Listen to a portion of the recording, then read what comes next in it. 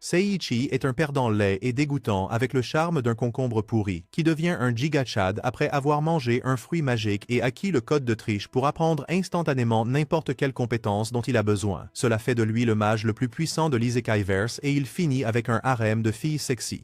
Mais avant tout cela, Seiichi est un clown de classe affreux, constamment taquiné pour son apparence par des prétendus gros bonnets. Un jour, alors qu'il reçoit sa dose quotidienne de réalité, Kami-sama prend le contrôle du système d'interphone de l'école et annonce à tout le monde qu'ils vont être isekai'd parce que la Terre en a assez des perdants stupides. Au lieu de cela, ils se rendront enfin utiles en devenant des héros et en éliminant des conneries de roi Cendrillon inutiles. Tout comme ce dieu louche séduit leur cœur de weebs avec un cadre RPG et des compétences, Seiichi réalise qu'il est si insignifiant qu'il n'a même pas encore été remarqué, malgré sa taille XXL. À ce moment-là, le dieu dit à tout le monde de former des groupes, et conformément aux règles des personnages principaux de Shunen, Seiichi se retrouve seul. Comme un gros perdant sans respect de soi, il supplie ses camarades au grand cœur de le laisser entrer seulement pour qu'ils utilisent leurs nouvelles compétences d'évaluation pour se moquer de son statut de seconde zone et de ses compétences de niveau moyen. Avant même qu'il ne digère cela, il l'appelle même un putois puant et malodorant, transformant ses yeux larmoyants en ceux des garçons amibes. Juste à ce moment-là, la téléportation commence, et une fois que tous les têtes brûlées arrogantes sont parties, Seiichi attire enfin l'attention du dieu de l'isekai. Prenant pitié de son existence misérable, il lui accorde une compétence secrète spéciale avant de le jeter dans l'enfer de son univers RPG. Même après quelques jours dans la jungle de l'isekai, Seiichi n'adopte pas l'esthétique de Tarzan et a du mal à marcher et à se nourrir. Juste au moment où il s'évanouit de faim, un ver dégoûtant rampe devant lui et son ab freaky abandonne toute éthique humaine pour l'attraper et le dévorer, seulement pour que des entités bizarres lui bottent littéralement le derrière. Cependant, juste au moment où il se rétablit, il trouve un fruit à coque à côté et le saisit instantanément. Plus tard, il se demande s'il est même comestible, presque comme s'il n'était pas prêt à fourrer un insecte gluant dans sa bouche dégoûtante. Il utilise ensuite l'évaluation pour découvrir que c'est la dernière nouveauté sur le marché, appelée le fruit de l'évolution. Puisque cela ne s'appelle pas quelque chose comme poison qui vous tuera, sûrement, Seiichi décide que cela doit être comestible, seulement pour vomir à cause de son goût amer plus tard. Cependant, la faim le force à le finir, et juste après, il se lance dans sa prochaine mission pour sécuriser encore plus de nourriture comme un vrai roi des calories. Utilisant ses compétences de détective, il traque des singes à proximité pour découvrir que leur niveau de hiérarchie est de 120 comparé à son maigre 1. Pourtant, il envahit toujours leur territoire, supposant qu'il est invisible. Là, il découvre encore plus de ces fruits étranges, ainsi qu'un guérisseur miraculeux défiant la science et vole le tout. Pendant ce temps, quelques perdants moches se retrouvent sur le site d'invocation du reste des cobayes. Ces gars-là, ainsi que la présidente du conseil des élèves, Kanazuki, sont des amis d'enfance de Seiichi et sont étonnamment inquiets pour un perdant aussi dégoûtant que lui et se demandent ce que son idiot peut bien faire. Pendant ce temps, Seiichi utilise son QI de bas niveau pour se demander s'il doit manger un champignon à l'apparence étrange. Cependant, son gros cul l'emporte sur le bon sens et il le croque pour s'évanouir plus tard à cause du poison. Sur son lit de mort, il décide de réaliser son dernier souhait, qui est d'en manger encore.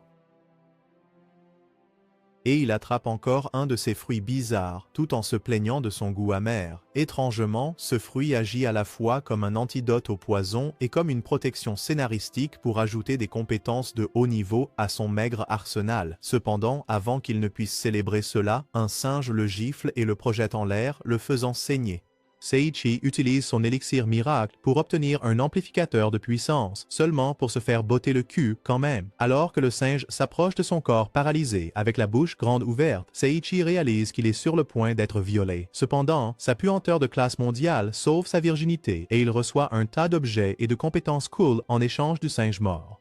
Juste avant qu'il ne célèbre cela, une voix étrange dans sa tête lui dit qu'elle active le fruit de l'évolution et le reste appartient à l'histoire. Seiichi se réveille un peu plus tard pour découvrir que les dieux du rebondissement ont maximisé son charme après une séance d'entraînement miraculeuse qui aurait pu mettre tous les coachs de fitness en faillite. En plus de cela, il se rend compte qu'il a reçu un autre ensemble de nouvelles compétences et qu'il est toujours au niveau 1 sur 10 de l'évolution. Cela ne fait que l'énerver car il est toujours au bas de l'écosystème comparé au singe de niveau 120. 5 mois plus tard, alors qu'il savoure de l'eau de moelle fraîche, Seiichi est, surprise, attaqué par une bande de loups enragés, tous dotés d'une paire de Sharingan. Alors qu'il les repousse avec un Gorzo sale, la bête lui lance une boule de salive radioactive qu'il esquive de justesse et finit par mettre fin à son jeu avec un coup de pied super curl. Cela le déroute puisqu'il sait qu'il est un vrai faible comparé à un loup de niveau 311, mais il s'en moque après avoir blâmé son privilège de protagoniste. En fait, après que le loup mort se transforme en un tas de friandises pour Seiichi, sa carte de MC le bénit avec encore un autre tirage en matière de magie de l'eau. Il obtient également un livre de connaissances sur les loups comme il l'avait fait après avoir vaincu le singe, et se rend compte que les deux livres n'ont aucune information sur une zone suspecte de la carte. En canalisant son Dora l'exploratrice intérieure, son imbécile décide de l'explorer plus tard. Cependant, ses plans sont ruinés lorsque l'évolution se déclenche à nouveau et qu'il devient paralysé pour les prochaines heures. Lorsqu'il revient à lui, son existence déjà éprouvée découvre qu'il est entouré par un groupe de singes laids. Par-dessus tout, ils ont amené leur grand patron avec eux cette fois. Ce Shrek Rose a un sens de la mode plutôt mignon en plus de sa voix de Vin Diesel, et il défie Seiichi pour un combat. D'un autre côté, le lâche recule à la vitesse de la lumière en apprenant que le niveau de puissance de ce gorille est supérieur à 700. Cependant, ce type refuse de le laisser partir et fracasse le sol sous eux, que Seiichi évite de justesse. Cependant, alors que les maîtres du retournement de situation interviennent, il s'avère que ce type n'est pas un type, mais une femelle gorille qui est extrêmement excitée par le fait que Seiichi ait résisté à un coup de poing de sa part, ce qui ne lui est jamais arrivé auparavant, son visage rougissant traumatisant éternellement Seiichi. La gorille mentionne qu'elle est très attirée par les mâles Sigma forts, le provoquant à lui foncer dessus avec un coup de pied qu'elle évite facilement. Elle répond avec un coup de poing infusé de chakra qui détruit la moitié de la forêt. Cependant, l'armure scénaristique de Seiichi le sauve cette fois encore, seulement pour que la femelle gorille tombe encore plus amoureuse de lui. Seiichi la rejette et lui rappelle qu'elle est un gorille, mais elle, dans son délire, le nie et insiste sur le fait qu'elle est juste Saria. Frustré, Seiichi n'arrive pas à digérer qu'elle ait un nom de jolie fille, mais Saria se concentre uniquement sur le positif et s'extasie d'être appelée jolie. Seiichi essaie d'effacer le sourire agaçant de son visage avec une griffe éclatante, mais elle l'esquive et lui répond avec une attaque en plein vol qu'il parvient à esquiver à nouveau. N'ayant plus rien à utiliser, Seiichi se tourne vers son atout ultime, le poignard magique d'eau, et invoque un énorme courant d'eau pour effacer Saria de l'existence, seulement pour s'attirer cela à la fin.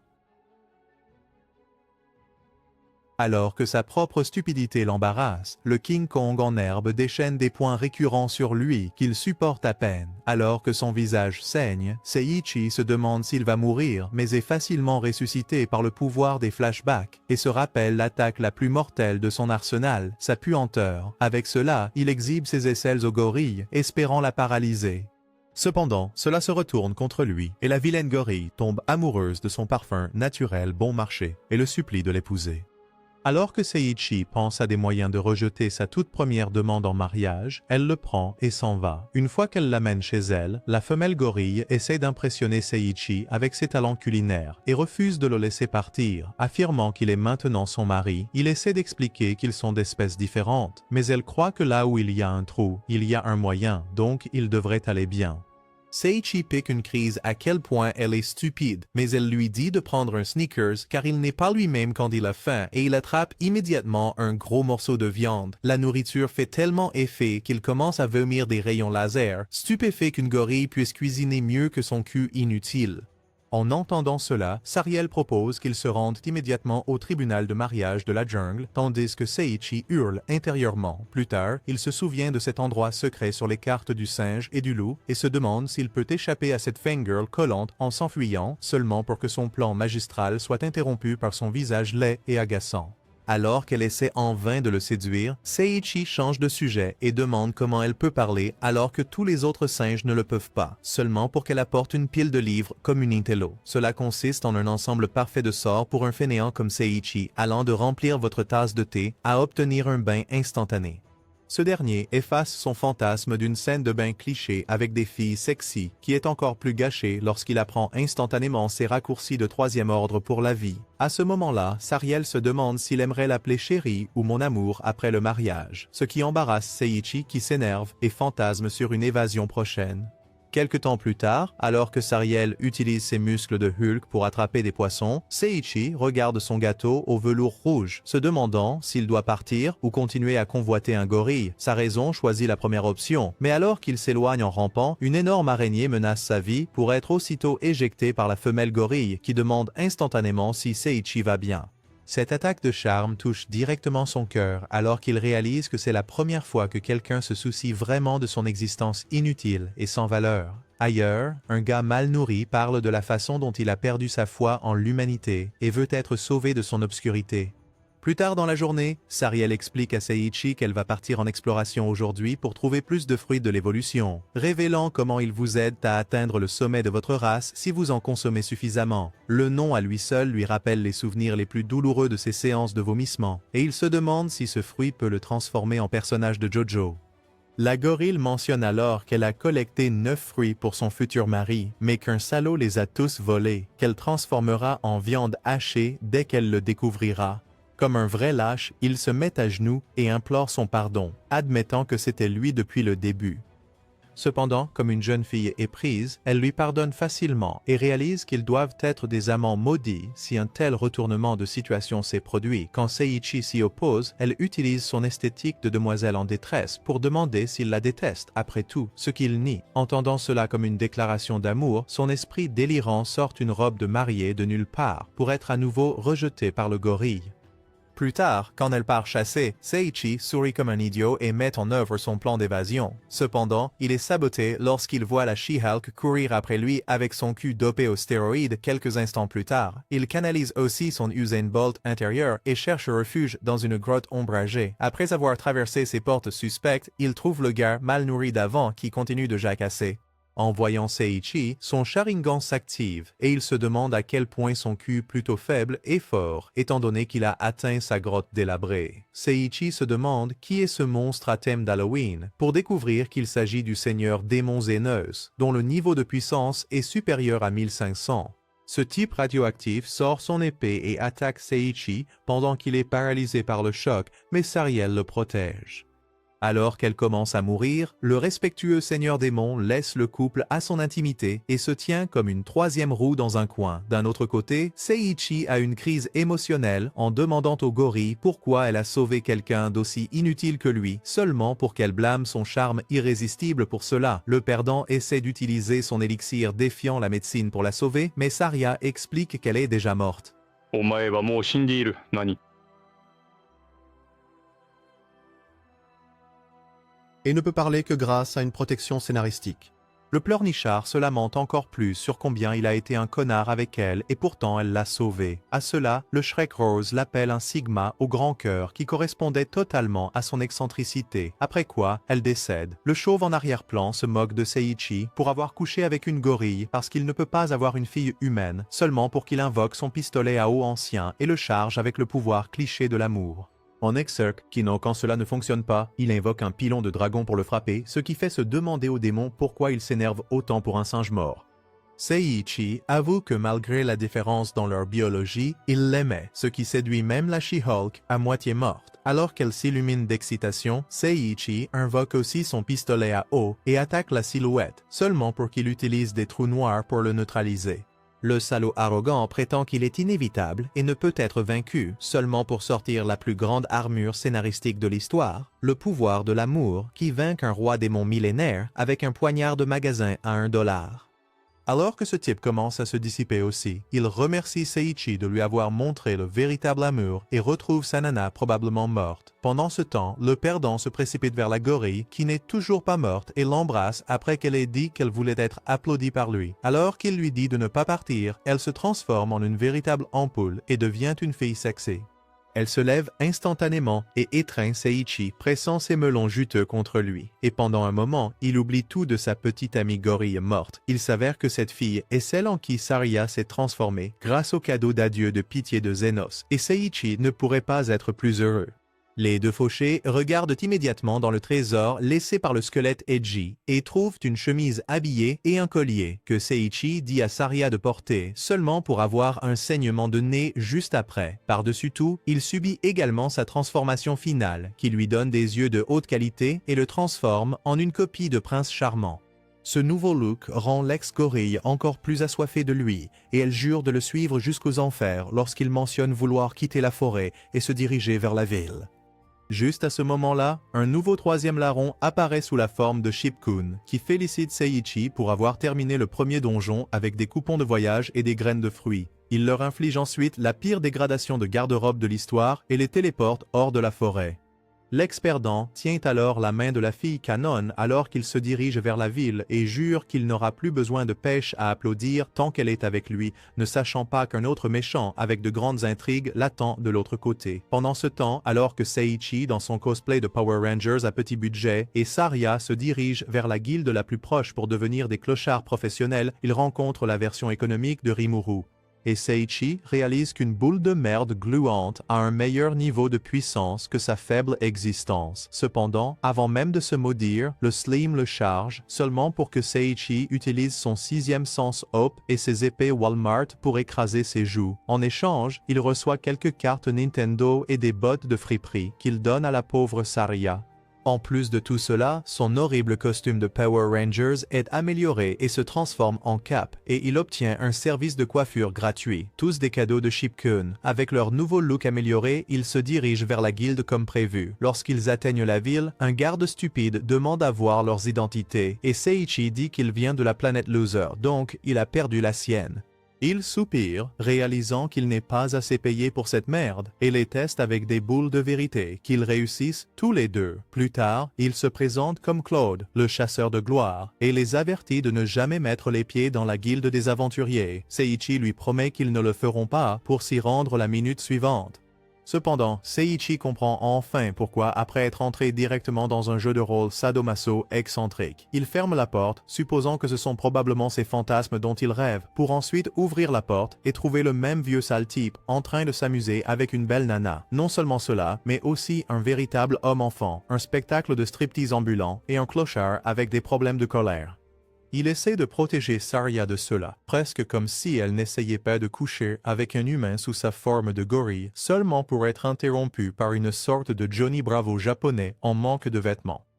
Il s'avère que ce spectacle de monstres est le maître de guilde alors qu'il les pousse avec ses hanches dans le cirque et les force à signer des contrats d'adhésion. Une fois à l'intérieur, il appelle Erès, la fille bizarre avec les énormes atouts, et l'informe à leur sujet, seulement pour qu'elle utilise la magie pour se changer en une tenue plus décente, décevant ainsi les fantasmes de fanservice de Seiichi. Puisqu'elle travaille ici comme réceptionniste et reine des intrigues à temps partiel, elle demande à Seiichi s'il a une raison importante de vouloir rejoindre cette guilde, ce qui lui rappelle ses amis, y compris Kanazuki, qu'il veut retrouver. Mais avant qu'il ne dise quelque chose, Saria sert de dispositif d'intrigue et utilise ses charmes pour le convaincre de rejoindre la guilde de toute façon. À ce moment-là, la porte s'ouvre brusquement et un trio de gars rebelles avec de l'angoisse adolescente entre et essaie de recruter Seiichi dans leur groupe de garçons émo. Ils l'emmènent voir un gars avec une calvitie naissante qui se trouve être leur patron. Bien qu'il ait l'air d'un criminel, en voyant le joli visage de Seiichi, il perd ses moyens et se révèle être un amateur de drapeaux arc-en-ciel qui veut que Seiichi le séduise. Quand le Chad effrayé le rejette, le type bizarre fait même un spectacle de danse pour lui, mais Seiichi panique et s'enfuit immédiatement. Il retourne à la guilde et se purifie les yeux avec le joli visage de Saria avant de dire à Johnny Bravo de faire quelque chose à propos des types bizarres comme eux. Le gars rit et dit qu'il veut que tout le monde soit pleinement lui-même et change de sujet en expliquant comment Seiichi et Saria vont partir en mission de bas rang. Sous la supervision d'un examinateur de rang B, Seiichi suppose qu'ils seront juste un autre spectacle de monstres pour être accueillis par une bombe avec de gros melons juteux. Étant un homme de culture, Seiichi ne peut s'empêcher de saliver devant cette vue céleste, jusqu'à ce que Saria lui rappelle qu'elle est toujours là. Cette méchante est Artoria, une aventurière de premier plan avec des problèmes de colère, qui attrape Seiichi par le col et demande au maître de guilde ce qui lui fait penser que leurs misérables abdas survivront à sa prédisposition. Le fanatique des muscles pointe ses muscles bien-aimés et les accuse, convainquant instantanément Artoria et elle accepte de les prendre. Plus tard, alors que tous les trois sortent, Seiichi essaie son aura de charme sur elle et dit que son sourire est mignon, faisant rougir la princesse coriace comme une idiote. Saria rejoint aussi son fan club, mais décide ensuite qu'elle ne veut pas se sentir de trop et prend le travail de s'occuper de quelques enfants de l'église. Après cela, Seiichi demande à Artoria pourquoi elle travaille pour un véritable cirque alors qu'elle pourrait avoir un bien meilleur emploi avec ses talents. Elle l'ignore complètement et s'occupe d'un enfant qui s'est écorché le genou, juste avant que des planches en bois ne tombent sur eux. Seiichi rate l'occasion de jouer son chevalier en armure étincelante, mais découvre qu'elle l'a fait elle-même. Après cela, la patronne l'emmène dans un vieux bâtiment abandonné qu'ils doivent démolir, et Seiichi le fait d'un seul coup de poing seulement pour qu'il s'effondre sur lui. Artoria ne peut s'empêcher de pleurer alors qu'elle subit une dépression nerveuse en réalisant qu'elle en est la cause, car sa malchance a affecté ceux qui l'entourent depuis qu'elle est petite. À ce moment-là, Seiichi se réveille d'entre les morts et explique qu'il souffrait simplement d'être trop puissant. Cependant, Artoria le saisit toujours par le col, et après lui avoir donné un discours de motivation sur la nécessité de se protéger, elle rougit et dit qu'elle est contente qu'ils puissent encore s'amuser ensemble un jour maintenant qu'il est vivant. Pendant ce temps, le commandant sombre de l'armée du royaume dit à son acolyte qu'il ne veut plus que les démons et les humains se bécotent, surtout pas ces gamins humains venus de la terre pour nettoyer leur saleté. D'un autre côté, Seiichi est éjecté pour avoir marché sur une calamité au nom d'un chien tandis qu'Artoria l'observe de loin, en riant. Une noble dame séduisante se demande si elle a l'air moins constipée que d'habitude à cause du visage divin de Seiichi, ce qui la fait rougir. Avec toute leur mission terminée, le trio retourne à la guilde. Johnny Bravo sort un sac de pièces de sa poche aubergine comme récompense et leur dit de reposer leurs beaux muscles maintenant. Eris demande s'ils ont un endroit où rester et les idiots réalisent qu'ils ne peuvent plus se rouler par terre dans la forêt. C'est alors qu'Artoria intervient et propose de les laisser séjourner à son auberge et les pique-assiettes acceptent immédiatement. Le lendemain, la reine du fanservice dit à Seiichi et Sariel de lui trouver des herbes médicinales dans la forêt pour leur test pratique, et le connard arrogant se précipite avec son QI de 0 sans écouter les instructions, suivi de sa bombe sexy juste après. Plus tard, il s'avère que tandis que Sariel a rassemblé le bon ensemble de feuilles, Seiichi arrive avec des champignons suspects comme un total débutant. Il justifie qu'il est trop puissant pour arracher des mauvaises herbes, seulement pour se faire dessus quand Artoria utilise sa carte Tsundere sur lui. Il retourne dans la forêt, mais réalise que sa chance est au plus bas aujourd'hui. C'est alors qu'il surprend une bande d'ogres laids discutant d'un plan de domination mondiale qu'ils ont mis en marche et décident que leurs têtes stupides sont ses seules options pour un guide touristique. Cependant, dès qu'ils se montrent, les laids se crispent et se présentent comme les pions de 3e ordre du Seigneur Démon, spécialisés dans les entrées ringardes mais tapent à l'œil. Seiichi a des flashbacks traumatisants et décide de partir pour sauver sa carte V, mais les ogres l'arrêtent. Ils appellent immédiatement leur grand frère plus laid et plus musclé, qui arrive en trombe avec son long bois dur et écrase la tête vide de Seiichi. Cependant, l'armure scénaristique vient à son secours comme un autre coup de chance, lui permettant d'absorber l'attaque de ses adversaires et de la leur renvoyer. Il brise le bois du grand frère et se tourne vers les sbires, qui s'enfuient avec leurs pantalons mouillés. Il revient finalement avec un autre lot de mauvaises herbes multicolores et admet qu'il n'a pas de véritable talent à part son charme de Gigachad. Artoria soupire et lui donne ses herbes par charité, puis ils passent à la mission suivante.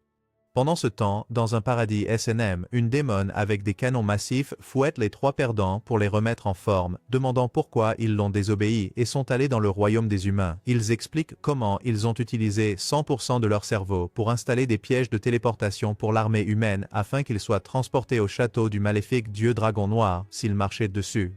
La belle femme se sent satisfaite de leur plan diabolique et les récompense avec un sourire sadique et une séance de fouet.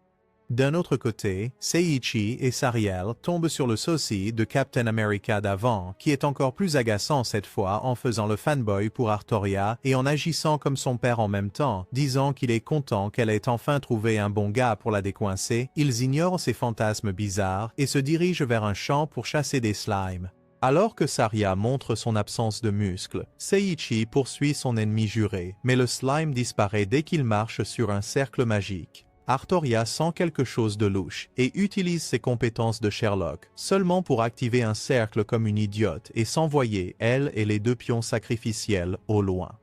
Ils se retrouvent dans un vieux château fatigué où l'ingrate Artoria demande aux 2 pourquoi ils l'ont suivi ici seulement pour que Seiichi explique qu'il ne pouvait pas laisser ces 2 boulettes disparaître sous ses yeux alors qu'il ne les a pas encore écrasées. Je ne pense pas que tu aies les capacités pour ça, grand homme. En entendant cela, la fille lui sourit et lui tend un morceau de roche, expliquant que c'est un GPS ancien qui lui indiquera sa position au cas où il voudrait la retrouver et qui brillera en rouge si sa vie est en danger. Seiichi est plus que ravi de l'idée. Cependant, avant qu'ils ne célèbrent tous, la malchance d'Artoria frappe à nouveau et les sépare avec un grand mur épais. Juste au moment où elle se maudit et essaie de trouver des moyens de se regrouper avec les deux faibles, Seiichi essaie de jouer à Saitama en frappant le mur de son poing pour se rendre compte qu'il est trop en manque de calcium pour ça. C'est alors que Saria suggère d'utiliser le GPS de troisième ordre qu'Artoria leur a donné pour découvrir qu'il est encore plus inutile que les points faibles de Seiichi. D'un autre côté, Artoria se fait botter le cul par un type de Scooby-Doo, mais elle finit par utiliser son arme ultime, le pouvoir de l'amitié, pour le trancher en deux. Alors qu'elle part à leur recherche, Seiichi et Saria se retrouvent dans une pièce suspecte avec un coffre suspect après avoir abouti à des impasses encore et encore.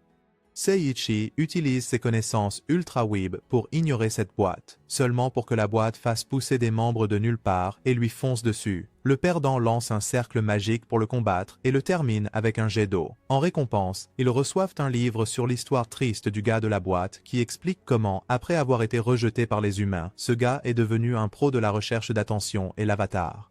Et pourtant, les humains ne faisaient que le lapider avec des pierres. Après cela, il a quitté sa ville natale et est devenu un vagabond, pour finir dans ce château du dragon quelques années plus tard. Alors que Saria éprouve de la compassion pour lui, Seiichi examine les autres objets, y compris quelques cartes Nintendo supplémentaires et un anneau de malchance qui multiplie la chance de son porteur par -2, laissant Seiichi déçu.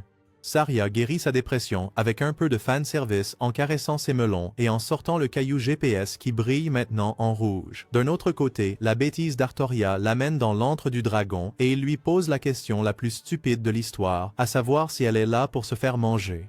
Elle lui dit non avec une certaine violence alors que le type métallique déploie ses ailes. Pendant ce temps, Seiichi et Saria, avec leur unique neurone en commun, commencent à paniquer sur la façon dont ils peuvent atteindre Artoria, qui est probablement déjà morte. Alors que Seiichi utilise à nouveau ses points inutiles, Artoria se fait violer par le dragon et recourt à sa dernière carte maîtresse, la 8e porte de la mort. Bien qu'initialement impressionné par son aura flamboyante, le dragon montre instantanément à Artoria sa place en la mettant hors de combat avec de simples lames. Alors qu'elle se transforme en perche à selfie, la belle regrette de ne pas avoir vu Seiichi et Saria une dernière fois tandis que le dragon se prépare à griller ses boulettes de viande. Cependant, l'armure scénaristique intervient sous la forme de Seiichi qui utilise sa cape inifugée pour la protéger de l'attaque. Dès qu'Artoria réalise qu'elle ne va pas mourir tout de suite, elle demande à Saria comment ils l'ont trouvé, seulement pour se rappeler du charisme de Seiichi et comment il a finalement brisé un mur quand il s'est trop inquiété pour la sécurité de la méchante. En plus de tout cela, il a aussi brisé l'illusion du dragon, qui se prenait pour un dieu invincible quand il a traversé le toit. Artoria continue d'agir comme une demoiselle en détresse, maintenant qu'elle a enfin l'attention de Seiichi, mais il la laisse avec Saria et part tester ses nouvelles compétences sur la bête métallique fragile. Le dragon, quant à lui, commence par une séance de rôtissage et d'abord rôtit sa race inférieure, puis essaie de faire griller son faible derrière, que Seiichi survit à peine. Réalisant que ce type n'est pas juste un vantard avec un complexe de dieu, Seiichi vérifie son niveau de puissance pour découvrir qu'il est supérieur à 5000. Sachant qu'il est fichu, Seiichi essaie d'esquiver ses attaques, mais le dragon active son Sharingan de bas niveau et le colle en l'air avant de le fouetter dans la grotte avec sa queue. Après être tombé au sol au ralenti, défiant la gravité, Seiichi se demande pourquoi son armure scénaristique ne fonctionne pas contre ce boss final. À ce moment-là, le dragon sort sa carte maîtresse, une énorme boule de feu, et se prépare à griller l'existence insignifiante de Seiichi seulement pour que Saria lui rappelle son sort d'eau de leur premier combat. Avec cela, il invoque son poignard bon marché et déclenche un déluge massif, baignant le dragon pour la première fois en 1000 ans. Cela l'énerve car il s'était attaché à tous ses germes. Alors, quand Seiichi essaie d'esquiver sa prochaine attaque, il utilise sa colle à longue distance pour l'arrêter, mais les compétences de combat surpuissantes de Seiichi reçoivent encore un coup de chance sous forme de résistance à la colle. Avec cela, il charge le dragon et le transforme en puzzle pendant que le pauvre pleure d'avoir perdu contre un humain pour la première fois. Après la bataille, Saria saute sur Seiichi et ils célèbrent jusqu'à ce que leurs imbéciles réalisent qu'ils ne connaissent pas le chemin du retour. Juste au moment où elle commence à paniquer, Seiichi examine les nouvelles récompenses pour trouver quelque chose d'utile, seulement pour découvrir une boule de dragon qu'il dévore instantanément. Comme cela le rend encore plus puissant, il décide de l'associer à une toute nouvelle cape, ce qui fait que Saria l'admire encore plus. Soudain, Shipkun décide d'améliorer son nouveau look avec une coiffure DIY et le félicite d'avoir encore une fois terminé un donjon. Suite à cela et au nouveau pouvoir de Seiichi, lui et les filles rentrent en utilisant un portail dimensionnel. Artoria leur explique qu'elle a la chance de moins de 2 millions, c'est pourquoi elle est une folle qui attire les calamités sur elle et les autres. Seiichi se demande si les dieux de l'intrigue ont compensé ces énormes melons en agissant ainsi, et même Saria est d'accord. Lorsqu'ils retournent à la guilde, il s'avère que Monsieur Johnny Bravo, sous stéroïdes, les cherchait en entraînant encore plus ses muscles, tandis qu'Eris rassemblait des informations sur leur localisation. Juste au moment où Artoria réalise qu'elle est en effet aimée malgré sa malchance incroyable, elle s'enfuit embarrassée. Seiichi la suit immédiatement comme un héros de comédie romantique gênant, tandis que Saria reste en arrière. Pendant ce temps, la séduisante reine démon informe ses sous-fifres inutiles que leur petite manigance a conduit à la mort de leur dragon noir et se demande qui pourrait être l'imbécile derrière cela. D'autre part, le dit imbécile tombe sur la noble dame d'avant au marché, qui est déterminée à jouer les cupidons pour l'existence désolée et célibataire d'Artoria, et demande à Seiichi de se rapprocher d'elle si possible. Suite à cela, Seiichi utilise leur pierre GPS de 3e ordre pour trouver Artoria, là où ils ont eu leur premier rendez-vous. Elle commence par jouer la demoiselle en détresse en quête de validation, et cela fonctionne sur le pauvre Seiichi après que le génie ait pris au pied de la lettre le conseil de la dame précédente et l'ait enlacé par derrière. Ému aux larmes, il lui fait un discours de pré-mariage sur le fait qu'il sera toujours là pour elle, tandis que Saria, ignorante des infidélités de son petit ami, l'attend pour qu'il revienne. La mauviette finit par réaliser qu'il en fait un peu trop sur la partie drague de l'histoire, mais ne peut s'empêcher d'être l'homme cultivé qu'il est et renifle Artoria. Alors qu'elle le remercie d'être un si bon infidèle, il sort l'anneau de malchance et le met à son doigt, expliquant comment il transformera son négatif de 2 millions en positif de 4 millions, ce qui pousse la méchante profondément embarrassée à s'enfuir. Juste à ce moment-là, il réalise qu'il l'a peut-être recrutée dans son harem de beauté et s'en réjouit, tandis que la novice Artoria se demande de quelle maladie cardiaque elle souffre. Le lendemain matin, pendant le petit déjeuner, ce tricheur fait une crise devant Saria sur le fait qu'Artoria l'ignore depuis hier et lui demande si elle aimerait le chouchouter aujourd'hui. L'ex-gorille dit qu'elle doit se rendre à l'église aujourd'hui pour s'occuper des enfants, et sans filles à séduire pour la journée, Seiichi décide aussi de partir à la chasse aux informations. Il se dirige vers la source la plus crédible, avant tout, le fanatique de muscles, qui sort alors ses 3 magazines sur les shakes protéinés. Déçu par lui, il se tourne vers Eris, seulement pour qu'elle sorte son ensemble de livres en 3 volumes sur les jeux de rôle S&M Hardcore, ce qui fait que Seiichi s'arrache les cheveux. Finalement, les fous lui parlent de l'invocation du héros dans leur royaume voisin, et le maître de guilde sort une carte de son slip disant à Seiichi d'utiliser la bibliothèque royale pour approfondir le sujet au lieu de les utiliser comme son encyclopédie. Pendant ce temps, le roi inutile du royaume fait une crise à propos de la résurrection imminente du seigneur démon, en interrogeant son acolyte tout aussi répugnant sur la façon dont ils vont sauver leur peau si les faibles qu'ils ont invoqués ne peuvent pas combattre le méchant pour eux. Le complice conseille de les envoyer à l'académie de magie d'un autre royaume en tant qu'étudiants d'échange et d'utiliser leur technologie du XVIIe siècle pour les asservir et les lier à leurs ordres. D'autre part, Seiichi se familiarise avec la politique du pays d'Iskai et réalise qu'il ne peut pas faire confiance à leurs livres d'histoire, car les humains y sont des anges pieux et les démons des diables cruels. Abandonnant l'idée de devenir historien, il se tourne vers les livres de magie pour les apprendre instantanément et souffrir de l'horreur absolue d'être le plus fort. Plus tard, alors que Saria s'amuse plus avec les enfants qu'elle ne l'a jamais fait avec l'infidèle Seiichi, le tricheur trouve une fille mignonne avec des oreilles d'animal et réalise qu'il a un fétiche pour les chimères. Il s'avère qu'elle est artiste et vend des chefs-d'œuvre en échange de quelques sous à cause de son manque d'estime de soi. Étant l'homme toujours généreux, Seiichi achète une de ses peintures, à sa grande gratitude, avant de suivre un doux arôme dans un café secret chic. Bien qu'il souhaite voir un spectacle de S&M à l'intérieur, il ne trouve que 2 vieux hommes profitant paisiblement de leur soirée. Pendant ce temps, Artoria se met à planer en imaginant des scénarios louches avec Seiichi dans sa tête jusqu'à ce que son ami riche la trouve dans une ruelle et la ramène chez elle. Là, elle lui annonce la grande nouvelle, mais Artoria se demande à quoi servent ses sentiments pour Seiichi alors qu'il a déjà Saria. Cependant, son ami riche lui rappelle qu'elle est une reine à qui Seiichi a offert la bague de l'amour éternel. C'est pourquoi elle devrait arrêter d'être une poule mouillée. D'un autre côté, Seiichi dévore le délicieux repas qu'il a servi, tandis que l'autre gars dans le café se présente comme Rance et lui demande des nouvelles de sa vie amoureuse. Sans aucune notion de la vie privée, il chante comme un oiseau sur le fait qu'il sort avec 2 belles femmes en même temps pour apprendre que dans ce royaume, si un homme donne une bague à une femme, cela symbolise la promesse d'un amour éternel. En fait, une fois que c'est fait, il ne peut pas se sauver de la pension alimentaire avec une excuse du genre « tu mérites mieux » car cela pourrait entraîner la coupure de sa saucisse en 2 selon la loi. Allez, mon pote. C'est à ce moment-là que Seiichi réalise à quel point il est dans le pétrin et ce qu'il fait à la pauvre Saria. Son conseiller en amour lui suggère de les épouser toutes les deux et au cas où il ne pourrait pas, il devrait être honnête avec elle et arrêter de se comporter comme un coureur de jupons à notre époque. Avec cela, il part pour remettre de l'ordre dans sa vie. Pendant ce temps, le soldat le plus fort du royaume vient chercher Rance, qui est secrètement une personne importante. Plus tard, alors que Seiichi se creuse la tête pour trouver comment avouer à Saria et effacer le fantasme de toucher les pêches bronzées d'Artoria, il se retrouve devant l'église. Cependant, juste au moment où il entre pour chercher Saria, Artoria apparaît et l'embrasse avant même qu'il ne puisse lui dire qu'il n'avait aucune intention avec la bague qu'il lui a donnée.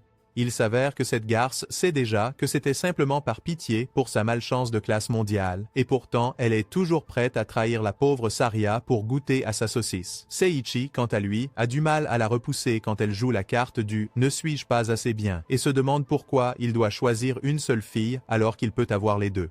Juste à ce moment-là, Saria apparaît comme son pire cauchemar, se demandant ce que ces tricheurs font juste devant l'église.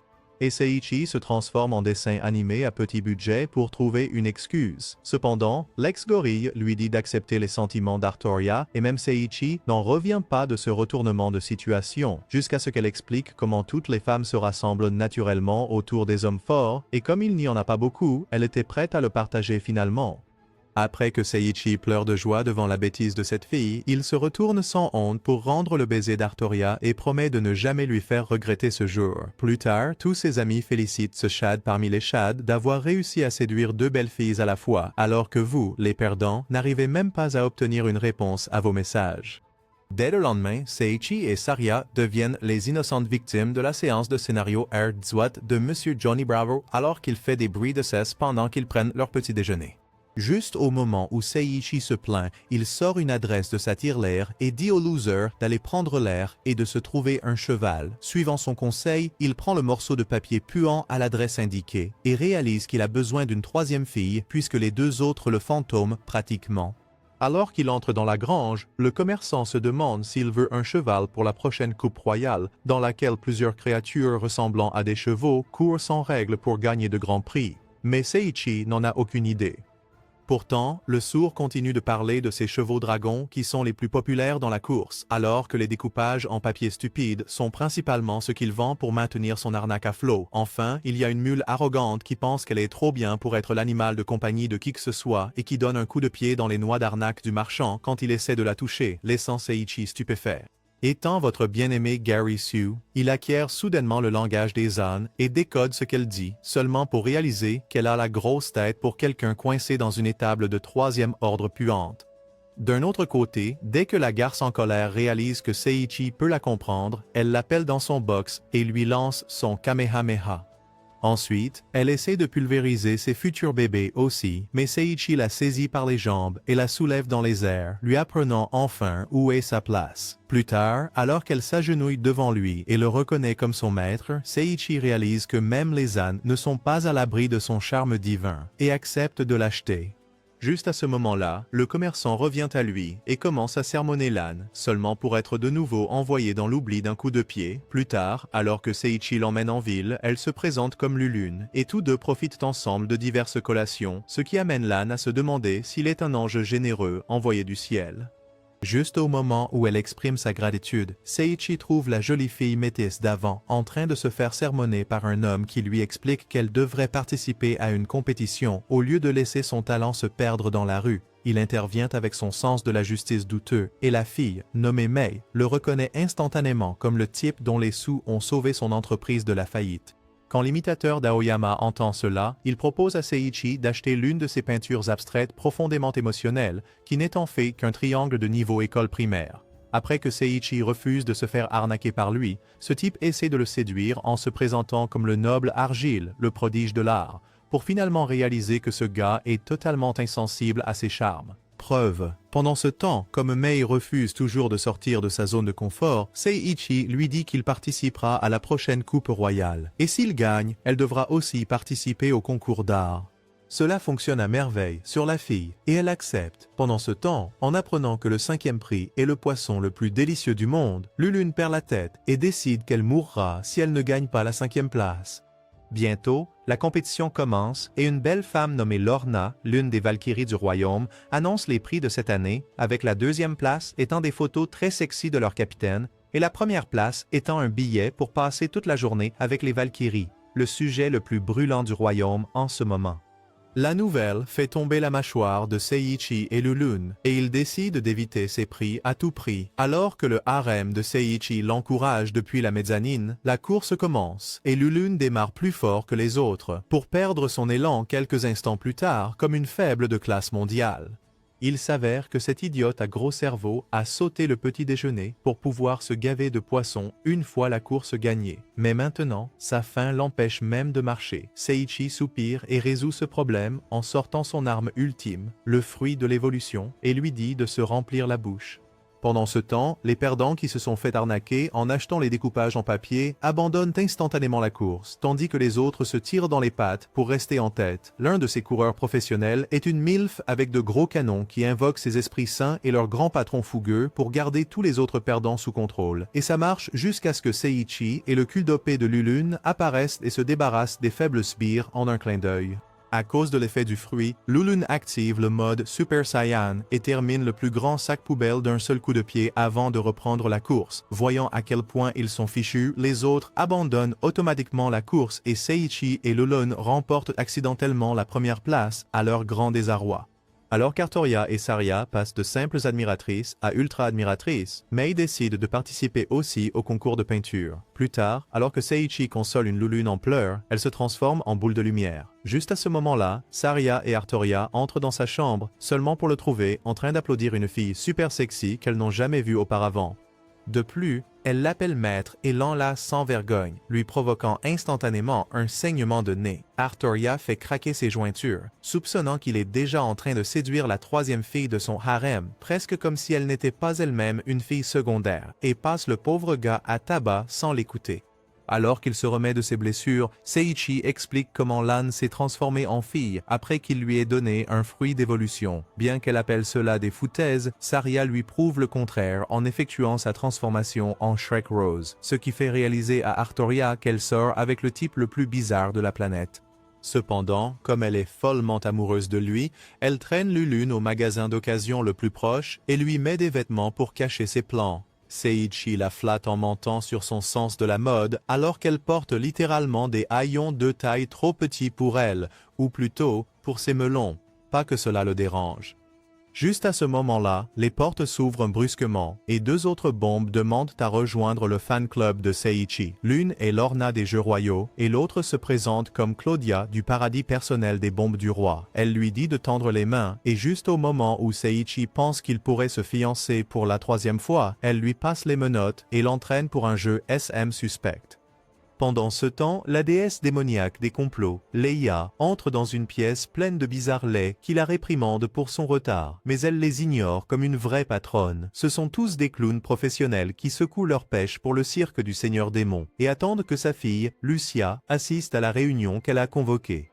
Bientôt, elle arrive avec Craze, un type bizarre, gros et puant qui remporte le prix du plus laid acolyte et explique qu'elle a convoqué les généraux de l'armée du Seigneur Démon pour leur dire comment elle et le roi du royaume de Seiichi prévoient de former une alliance. Cette nouvelle coupe le souffle à tout le monde jusqu'à ce que Lei la soutienne en révélant qu'elle a invoqué l'âme du dragon noir il y a quelques jours, seulement pour apprendre qu'un humain nommé Seiichi l'a tué seul et équitablement. Même si Seiichi est promu au statut de fauteur de troubles, Craze ne la croit pas et fait une crise en disant que ces mêmes humains sont ceux qui ont ruiné son père il y a toutes ces années, jusqu'à ce que le seul Chad du groupe d'imbéciles le prévienne de fermer sa bouche sourde s'il ne veut pas finir mort. En le suivant, à la fois le démon The-Elf et le joli femboy montent dans le train en marche et rappellent à cet imbécile de ne plus jamais manquer de respect à la princesse de leur papa. Et finalement, ce porc s'enfuit la queue entre les jambes. Alors que tout le monde prête allégeance à Lucia, il s'avère que Craze est en réalité un rat d'égout qui veut apporter la ruine aux démons.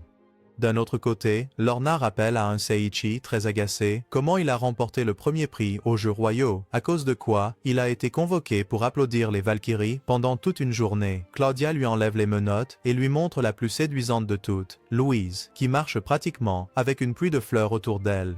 L'esprit cultivé de Seiichi commence instantanément à imaginer de tels scénarios pour être ramené à la réalité lorsque Lucy bat plusieurs soldats en un instant, le faisant même mouiller son pantalon. Cependant, alors qu'il se demande si aujourd'hui est son jour de chance, Lucy vient le saluer et, au lieu de lui tendre la main, lui donne une épée pour s'entraîner avec elle, malgré sa réticence évidente. Pendant ce temps, des salauds moches regardent Hanazuki et compagnie à la nouvelle académie dans l'espoir de l'attirer, mais elle leur refait le portrait et leur fait comprendre que même le groupe d'ennemis devenus amis ne peut pas les amener dans son lit. De retour au palais royal, Louise est étrangement excitée, alors que Seiichi continue d'esquiver ses coups, comme si c'était un jeu d'enfant. Quand tout le reste échoue, elle utilise finalement son atout, son charme ultime combiné à un coup de pied super cool, mais Seiichi l'esquive automatiquement, en acquérant encore un autre.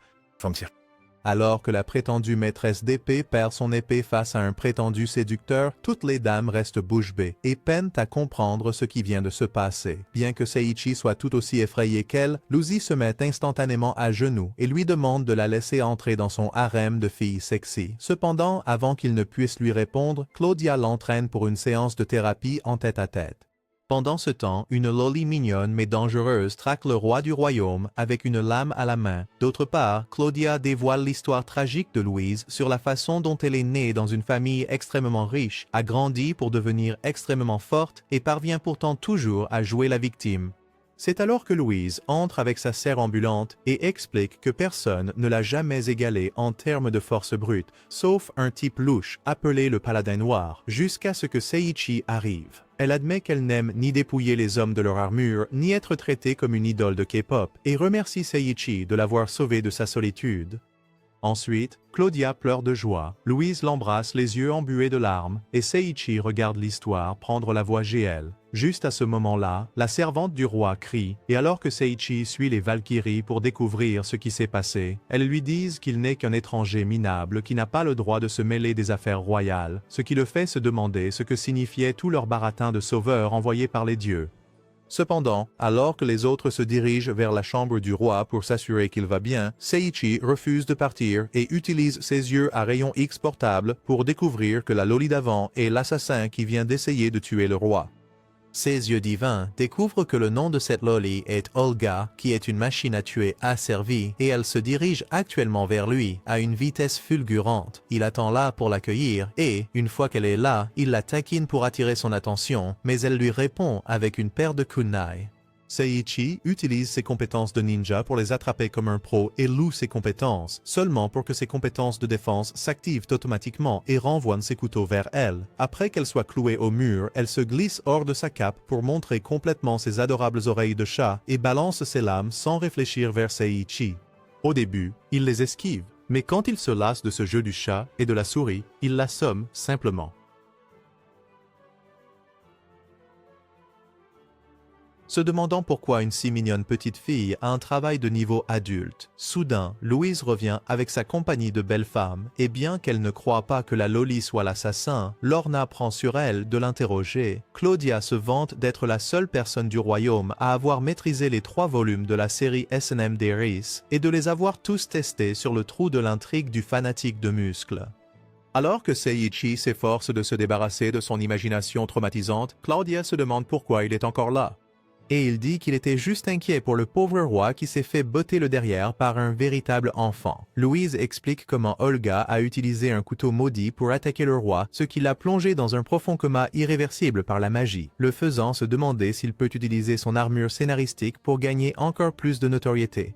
Avec cela en tête, il rend visite à la belle au bois dormant dans sa chambre pour découvrir que ce roi fou a été Rance tout le long. Il remarque également le motif étrange qui évolue sur son avant-bras et se demande ce qu'il peut faire pour le réparer. À ce moment-là, le type le plus chic de l'histoire arrive avec son cosplay de Walmart et sa mauvaise teinture de cheveux, et Lucy le présente comme son frère Weeb, Florio. Ce gars explique qu'il a été pratiquement inutile pour soigner le roi malgré le fait qu'il soit médecin et qu'il a besoin de l'armure de complot divine de Seiichi pour sauver sa licence de pratique. Après que tout le monde lui demande de faire quelque chose, Seiichi se surestime et essaie de créer un sort magique à partir de rien pour découvrir à mi-chemin qu'il est trop bête pour créer autre chose que des harems personnels. Pourtant, le retrait des publicités fait des merveilles et pendant qu'il chante juste un charme vaudou bidon en agitant ses doigts, la magie de neutralisation voit effectivement le jour, gonflant encore plus son complexe de dieu déjà énorme. Heureux d'être en vie, Rance reconnaît instantanément Seiichi et veut le remercier, mais Lucy et les filles l'en empêchent et sautent sur le deal à la place. Plus tard, Rance demande à Seiichi ce qu'il veut comme récompense et il demande un peu de temps pour y réfléchir. Le soir, ces deux-là partagent un bain chaud comme des amis jurés et Rance se confie à Seiichi sur son unique rêve qui est d'ouvrir des bains publics dans tout le pays pour que les filles puissent se détendre et que des hommes cultivés comme eux puissent profiter de leur bruit joyeux. En même temps, Lorna lave le dos sensible de Lucy alors qu'elle pleure avec des bruits de sucer simps pour sa routine de soins de la peau. Elle s'extasie encore plus sur Seiichi et à quel point c'était cool de sa part de simplement demander à être formé au château comme récompense au lieu de convoiter des sacs d'or. Pendant ce temps, le harem que Seiichi a complètement oublié se prélasse dans un autre bain pendant qu'Artoria est envahie par la jalousie, suspectant que Seiichi doit être en train de flirter avec une autre fille en ce moment. Presque comme si elle n'était pas elle-même la maîtresse. Comparée à son sens de l'importance personnelle, la stupidité de Saria ne voit aucun problème à ce que Seiichi élargisse encore plus son harem. Hey yo, quoi? Simplement parce qu'elle pense qu'il est un dieu de la drague. Pendant ce temps, ce dieu du charme est trop occupé à être le thérapeute non rémunéré de Rance et il l'écoute quand il parle de son désir que les humains et les démons vivent ensemble en harmonie et partagent des bains publics comme celui-ci. D'un autre côté, le roi laid et son magicien encore plus laid reçoivent la visite de Xakia, le général de l'armée, qui demande où il a envoyé tous les héros invoqués. Le vieux crouton dit qu'il les a téléportés à l'académie de magie pour qu'ils puissent apprendre de vraies compétences et essuyer leur cul misérable, étant les esclaves sous-payés qu'ils sont. Cela ne convient pas à Xakia, mais lorsqu'il essaie de s'y opposer, une flèche visant le roi dégoûtant traverse la fenêtre, qu'il rend inutile en un clin d'œil. Au lieu d'être reconnaissant, les deux imbéciles lui disent de poursuivre le coupable et il obéit docilement. Pendant ce temps, le harem de Seiichi passe enfin par sa nouvelle cachette et une Artoria très jalouse lui ment en disant que c'est Saria qui s'inquiétait de sa loyauté et se demandait avec qui il avait été infidèle. Des accusations que Saria nie immédiatement. À ce moment-là, Louise court vers le roi de Rize seulement pour qu'Artoria libère ses démons intérieurs contre son menteur. Cependant, en apprenant son identité, la fille bronzée se calme. Quelques instants plus tard, Florio s'extasie devant Saria, se demandant comment Seiichi a pu décrocher une femme aussi canon, seulement pour rester bouche bée en découvrant qu'il a aussi une petite amie et une esclave femme. À partir de ce moment, Seiichi devient son gourou de l'amour et il jure de suivre ses conseils. D'un autre côté, Lorna enfile sa combinaison sadique et prépare son fouet pour interroger le pauvre Oluga, qui est enfin conscient. Quand rien d'autre ne fonctionne contre le misérable, Lorna est obligée d'utiliser son mouvement ultra secret, un bol de porc pané. Alors que Seiichi se demande où mène ce rebondissement anticlimatique, la belle commence son taquinage sadique et mange la première bouchée tandis que la pauvre Oluga retient sa salive. Elle promet de lui donner une bouchée si elle est assez gentille pour tout révéler, mais Seiichi entre dans leur jeu de rôle et gâche tout le plaisir. Son sens sélectif de la justesse frappe à nouveau alors qu'il qualifie Lorna de barbare pour ne pas partager un repas avec un assassin, ignorant complètement comment elle a failli laisser leur royaume sans roi. Louise suit juste après comme son chien fidèle et dit à Lorna qu'elle ne mangera pas ce soir, brisant le cœur de la pauvre demoiselle.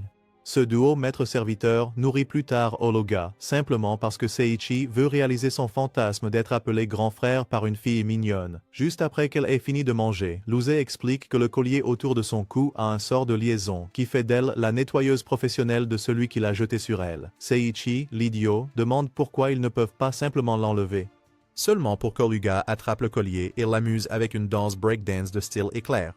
D'un autre côté, le duo I2 complote pour pousser Ologa à se suicider après avoir appris qu'elle a échoué dans sa mission d'assassinat. Ailleurs, tandis qu'il manie ses épées, Zakia se remémore sa rencontre avec l'assassin du roi Lei la nuit dernière, qui s'est avéré être un Roméo vengeur dont la Juliette a été tuée par les soldats du royaume pour être un démon. Il se demandait pourquoi un mec comme Zakia était esclave de quelqu'un d'aussi répugnant que son roi et se demandait si c'était à cause du salaire élevé. En entendant cela, Zakia a sorti la nouvelle épée élégante qu'il avait achetée avec le bonus du mois dernier et a chargé le voyou stylé, imaginant encore comment il avait dû applaudir ses joues de démon dodu. Finalement, ce type a fui la scène tandis que Zakia était encore trop absorbé par son fantasme suspect et se demande maintenant pourquoi il sert ce roi dégoûtant parmi tous les gens.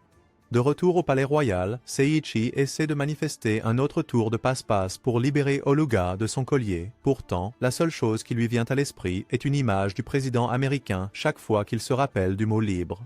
Étonnamment, la manifestation fonctionne, et le type avec la pire barbe de l'histoire apparaît tout droit sorti d'une page de magazine. Armure scénaristique ou non, ce type enlève le collier d'Oluga, et elle pleure en apprenant qu'elle est libre, et ne s'arrête que lorsque les melons chauds de Saria la réconfortent. Plus tard, maintenant qu'elle peut parler librement, elle commence avec son histoire tragique comme une vraie personnage secondaire. Tout a commencé quand elle est née avec le mauvais patrimoine génétique et a été emprisonnée avec les autres bêtes. Sa mère lui a été enlevée pour le développement du personnage et elle a été forcée de devenir assassin. Finalement, elle est restée dans une frénésie psychotique pendant des années. Pour finir, prenant d'innombrables vies sans culpabilité et même maintenant que son arc de rédemption a commencé, elle a toujours l'impression que ses mains sont tachées de sang. Ignorant cela, la tante cultivée de Seiichi saisit cette occasion pour joindre ses mains et proposer qu'elle l'appelle grand frère à partir de maintenant, ce que la fille charmée accepte. Quelle est la probabilité que cela se passe? Pour couronner le tout, Saria intervient et demande si elle peut rejoindre leur harem et Seiichi accepte instantanément après avoir confirmé que sa carte enfant innocent d'Ender fonctionne toujours contre le roi de cette ville et de la stupidité et qu'il ne les mettra pas en prison pour l'avoir adopté. Pendant ce temps, les méchants s'entraînent à rire de manière diabolique et s'appellent en vidéo avec leur webcam antique, partageant avec excitation comment ils vont bientôt dévaster la patrie de Seiichi avec une bande de créatures surpuissantes. D'un autre côté, alors que Seiichi et compagnie pratiquent leurs compétences de cirque, en particulier le contrôle du chakra, Louise s'approche d'eux avec sa serre portable et demande à Seiichi s'il sera là pour s'occuper du roi pendant qu'elle et les Valkyries seront absentes. Il demande s'ils partent en vacances pour apprendre qu'une puissante armée de démons approche de la frontière du pays et que l'ancien mentor de Luze, le paladin noir, a demandé leur aide. Soulagé de ne pas manquer leur épisode à la plage, Seiichi accepte de jouer le rôle de garde du corps du roi en son absence et plus tard, il fait ses adieux à la bande de filles la plus sexy de l'histoire alors qu'elle part botter des monstres. Le jour suivant, Florio devient le professeur non rémunéré de Seiichi et lui apprend à contrôler sa magie extravagante. Et bien qu'il veuille que son arsenal déjà surpuissant obtienne une compétence de contrôle pour l'aider à être moins une puissance, la tactique ne fonctionne pas et il souffre d'être à nouveau trop surpuissant. À ce moment-là, le duo bizarre apparaît comme sa pilule antidépression, accompagné d'un pseudo-Gandalf appelé Barnabas, une légende de classe mondiale dont Seiichi n'a aucune idée. Cela énerve le petit chéri de Florio, car il est le président du fan club de ce vieil homme. En fait, il sort rapidement quelques livres de fans sur lesquels il a dépensé toute sa fortune et demande s'il serait assez gentil pour les signer, seulement pour que le type dément se rende compte qu'il a oublié comment signer. Plus tard, le groupe se dirige pour saluer Rance, qui ressemble à une princesse de Sailor Moon dans sa nouvelle robe élégante, et Monsieur Johnny Bravo exhibe l'aubergine qu'il a cultivée avec le plus grand soin pour dire bonjour à son vieil ami. Ce roi cultivé admire aussi ses muscles, tandis qu'Iris sort un jouet suspect pour rendre hommage, tout en voyant Seiichi se gifler de honte par procuration, comme s'il ne fréquentait pas un gorille et un âne en secret. Plus tard, alors que Barnabas s'avance pour rendre hommage, Rance se met immédiatement à genoux et demande que son ancien professeur reçoive une chaise confortable pour s'asseoir, seulement pour qu'Iris arrive avec un de ses jouets suspects. Tandis que Seiichi pique une crise à ce sujet, le vieil homme cultivé semble l'apprécier. Après avoir perdu encore un peu de temps avec leur pitrerie douteuse et leur fanservice, ils en viennent à parler du vrai problème qui concerne l'académie du vieil homme. Il s'avère que Kanazuki et compagnie sont toujours ostracisés à cause d'un grand plan de harcèlement. Et par-dessus tout, Barnabas s'inquiète de savoir pourquoi des problèmes surgissent depuis que ces soi-disant héros ont été invoqués.